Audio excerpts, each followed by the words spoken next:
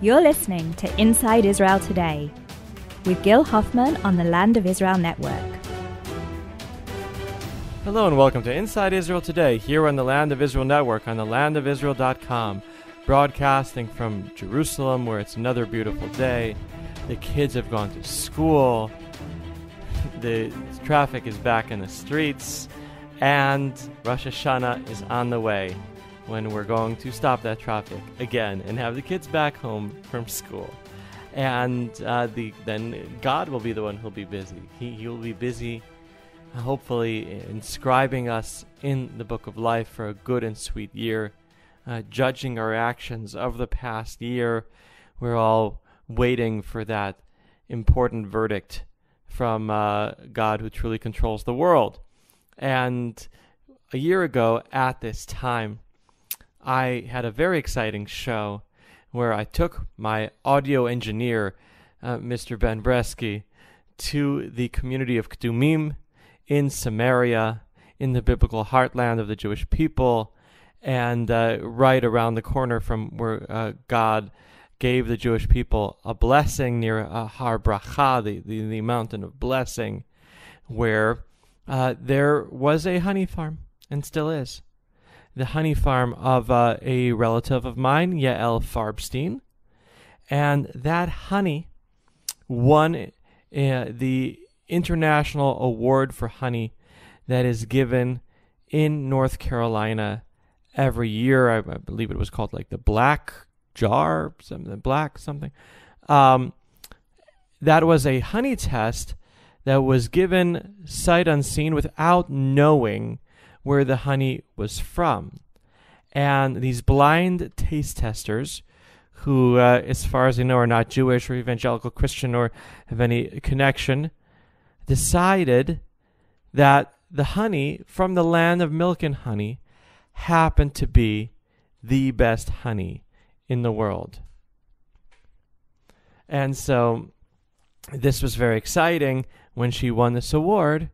But then I got a message from my uncle telling me, you have to call Yael Farbstein.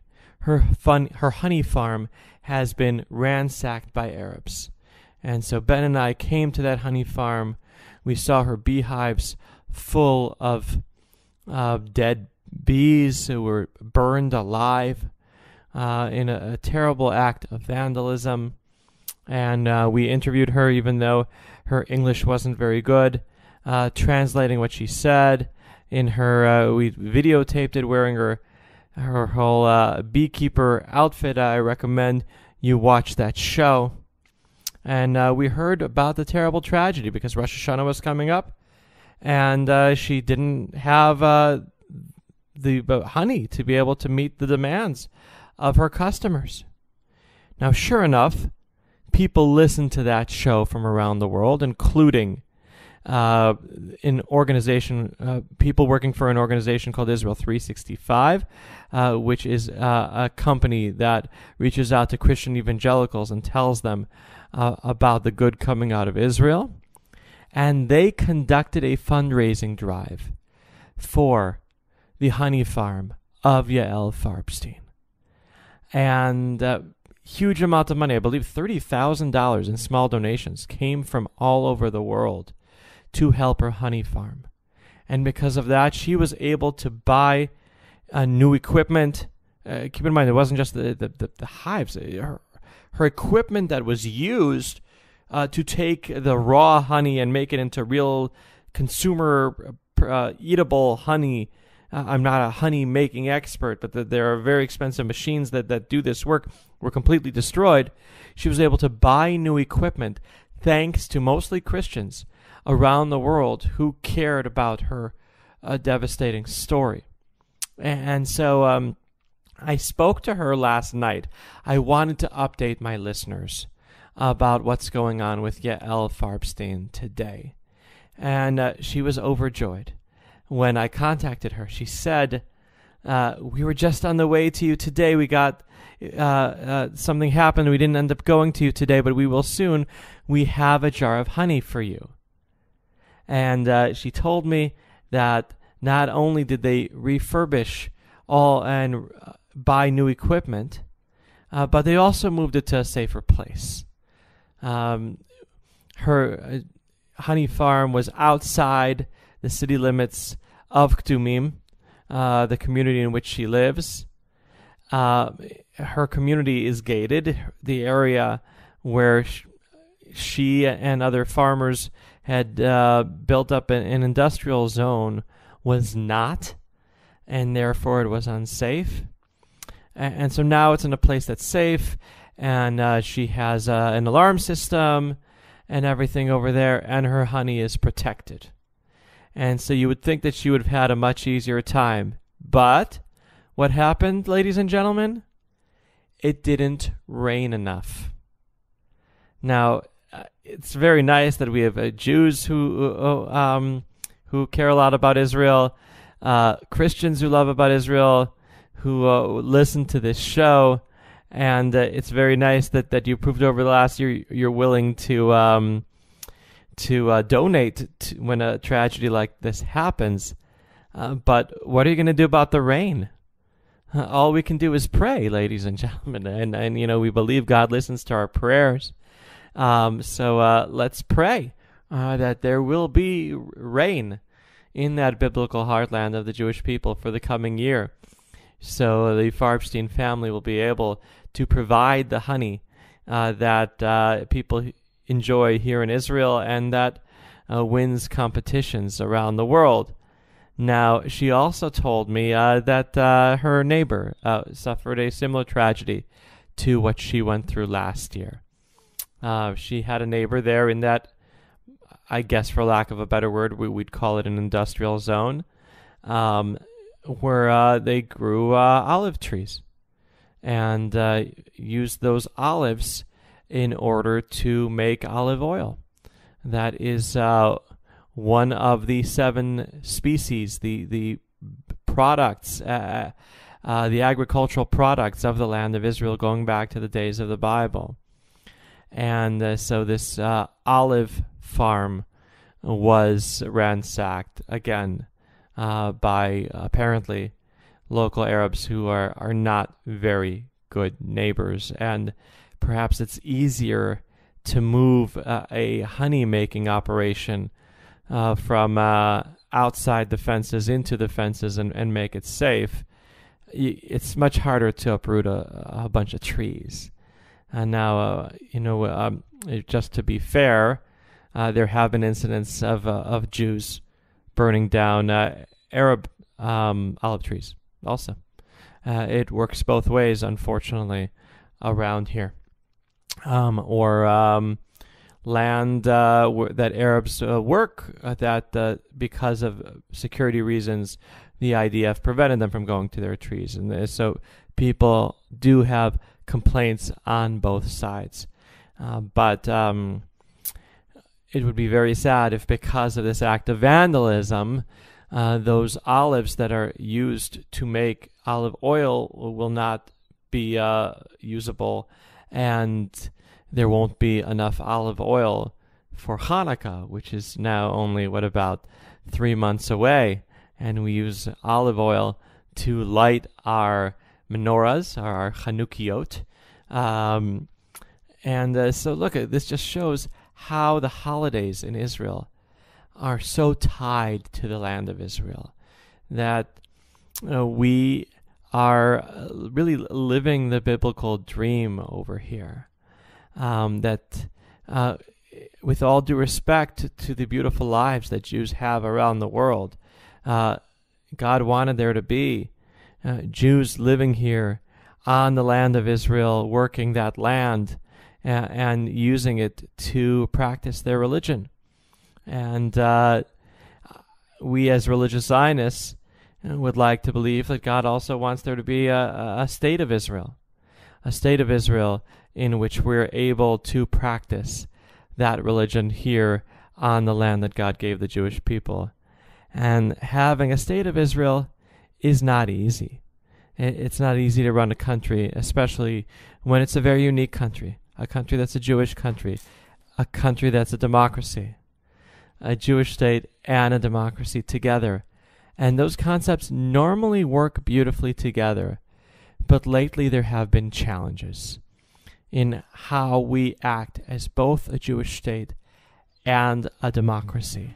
And so I'm going to purposely take a break here between talking about the land of Israel and talking about the democracy of Israel. We'll be right back. Stay with us. The majority of those that UNRWA registers as refugees are not refugees by any international standard. Josh Haston here, Israel Uncensored, on the Land of Israel Network at thelandofisrael.com. And on my show this week, an exclusive interview with Dr. Einat Wilf, former member of Knesset and leading intellectual here in Israel. She says that the UNRWA organization should not exist. They were never displaced by war. And yet they are registered by an agency that has the words UN in it as refugees from Palestine. Catch my show Mondays here on the Land of Israel Network and all the other wonderful programming here on the Land of Israel Network at thelandofisrael.com. And we're back here on Inside Israel Today on the Land of Israel Network on thelandofisrael.com. Broadcasting from here in Jerusalem, in the state of Israel, which, as we spoke about in the first half of the show, is both a Jewish state and a democracy, and those concepts normally work beautifully together, but sometimes they're a challenge, and so that's what we're going to be talking about here. We can call this half of the show When Democracy Sucks, ladies and gentlemen. Democracy is not always easy. There's a famous quote that was wrongly attributed to Voltaire. I disapprove of what you say, but I will defend to the death your right to say it. Now, this quote was apparently instead said by a woman named Evelyn Beatrice Hall, who wrote under the pseudonym S.G. Tallentire. She was an English writer best known for her biography of Voltaire entitled The Life of Voltaire, first published in 1903. So sometime around then, she said this quote, I disapprove of what you say, but I will defend to the death your right to say it. Now, that's true more than ever here in Israel, where there have been quotes lately by Arab Knesset members and by Jews reacting to Knesset members. And some of those things are not particularly pleasant. And the question is, where do you draw the line between what is acceptable and what is not? And I'm not going to give an opinion here. We have plenty of listeners who have opinions and that are entitled to them, and show hosts over here. There are much more opinionated shows on the Land of Israel Network than this one. Arian Jeremy and Josh Haston and Yishai Fleischer and Eve Harrow, I'm sure, have many strong opinions that they deliver on their shows week in and week out. Here on Inside Israel Today, we make a point of, for the most part, when it comes to internal political issues in Israel, giving people the facts and letting them decide for themselves. So let's start with what's going on right now. What's going on right now is that Arab Knesset members who are against the policies of the State of Israel are taking those opinions and taking action. Okay? They are going to the European Union. Today they are there meeting with the European Union Foreign Secretary Federica Mogherini and complaining to her about the Jewish nation-state law. Okay, the Jewish nation-state law that was passed on the 19th of July is certainly controversial, but it is very declarative. It says a lot about Israel being a Jewish state and what that means.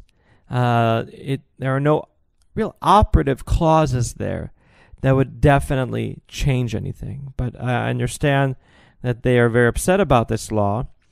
And saying that they're upset about this law, no one would dispute that is their given right here in a democracy.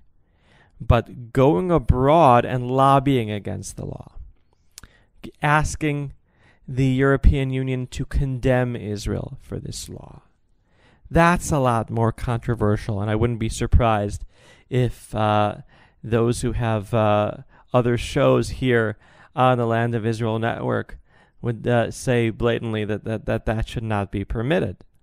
And we received statements today from the Joint List explaining why they are doing this.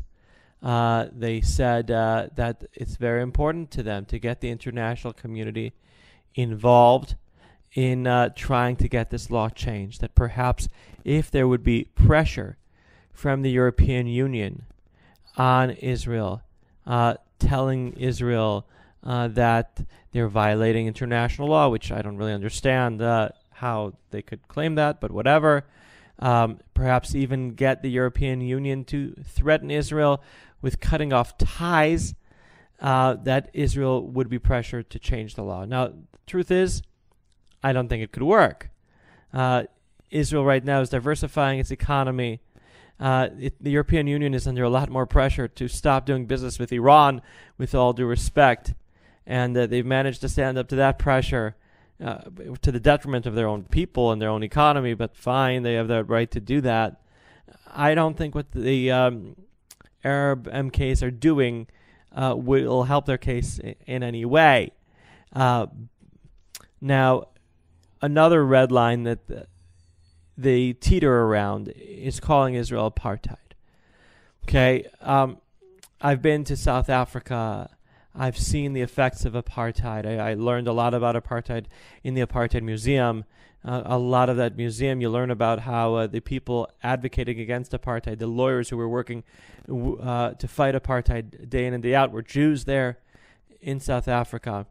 We're very proud to have a state here with equal rights that allows there to be Knesset members who are Arabs, as even Ahmed Tibi pointed out, a member of Knesset from the Joint Arab List, in an interview with me over the weekend that I encourage you to read online. He pointed out that while initially there were black and what were called colored members of parliament in the apartheid regime, they were gradually disallowed. And there were decades that they weren't allowed. And here he is, an Arab Knesset member, calling Israel apartheid. And he couldn't really justify it. He just said that sitting in parliament is not the only thing that makes you democratic, which isn't really much of an explanation. They're doing other things, these Arab Knesset members, that people in Israel that are not Arab Knesset members don't like very much. They wrote an op-ed in The Guardian, a newspaper in Britain that is seen as not very pleasant for Israel, and in which they were defending Jeremy Corbyn.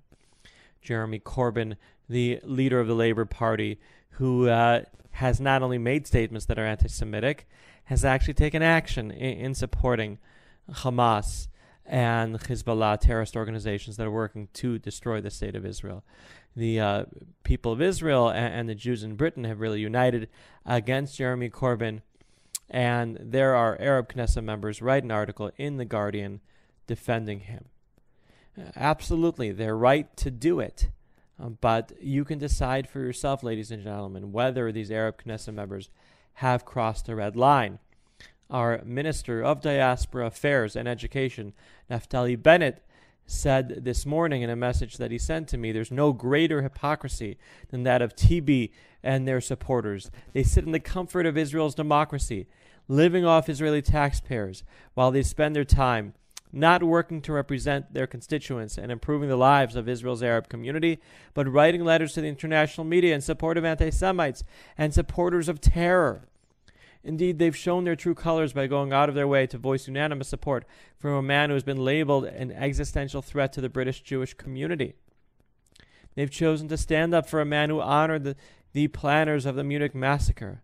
So let's be clear today. The Joint Arab List members of Knesset have made clear they are supporters of anti-Semitism and terror.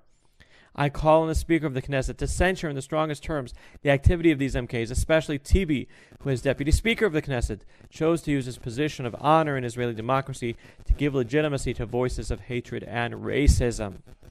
So that is a very strong condemnation there by Naftali Bennett. And he is condemning them for writing a letter. Okay? They have the right in a democracy to write a letter in which they say things that we don't like. Whether they've crossed a red line, and Naftali Bennett says, yes, you listeners, you can decide for yourselves. Jeremy Corbyn, he perhaps could be easier to argue has crossed red lines.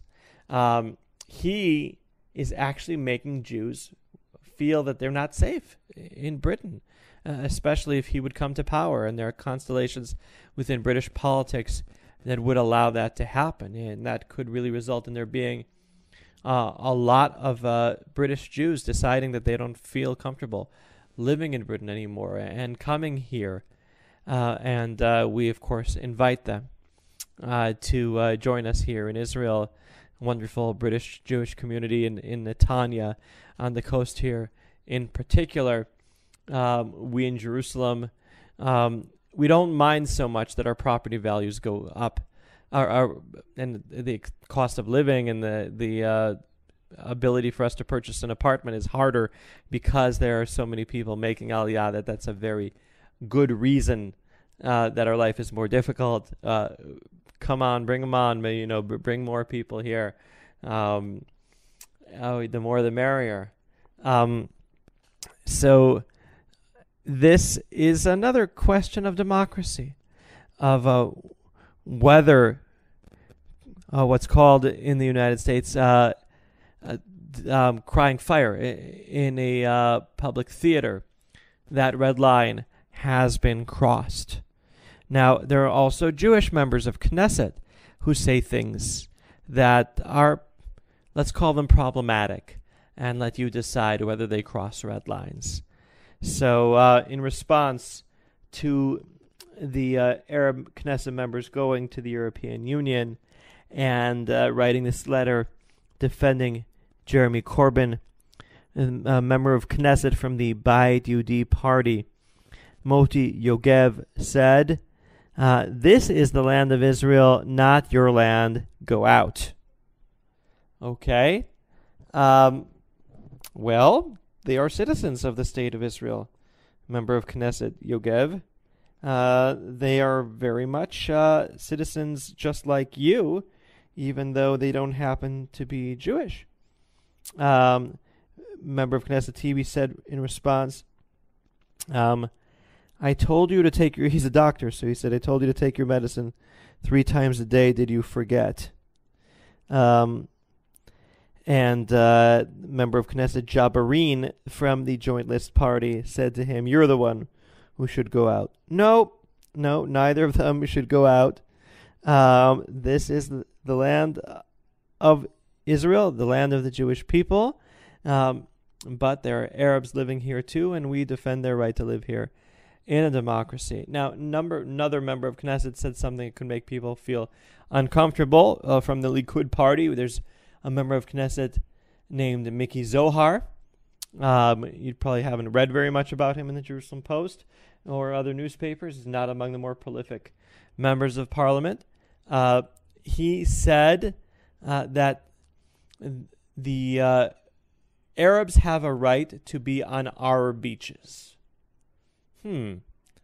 Our beaches, huh? As if the beaches belong only to Jews, and we as Jews are being magnanimous or generous in letting Arabs be on the beaches. That's the kind of attitude that certainly could make Arabs feel uncomfortable living here. I don't know if, as the Arab Knesset members, including TB, allege that such statements lead to Arabs actually being attacked on beaches, which is something that happened 10 days ago over here.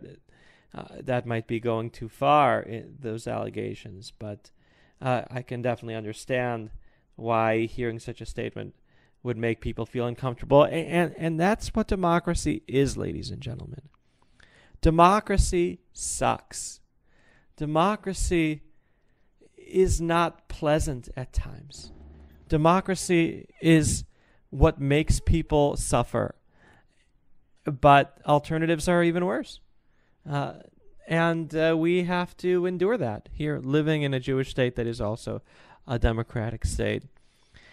And we got to love it. We got to love that these are the challenges that we're dealing with. Isn't that better than dealing with the challenges that we were dealing with before we had a state 70 years ago, when the Jews did not have democracy to protect them, when they were the minority there in Europe?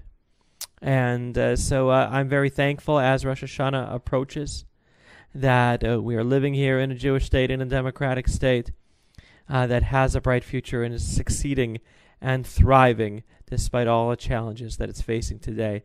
So I hope that God writes the Jewish people and others who love the Jewish people around the world in the Book of Life for a good and sweet year. And so happy Rosh Hashanah from here in Jerusalem. And thank you for listening to Inside Israel Today on the Land of Israel Network, on thelandofisrael.com.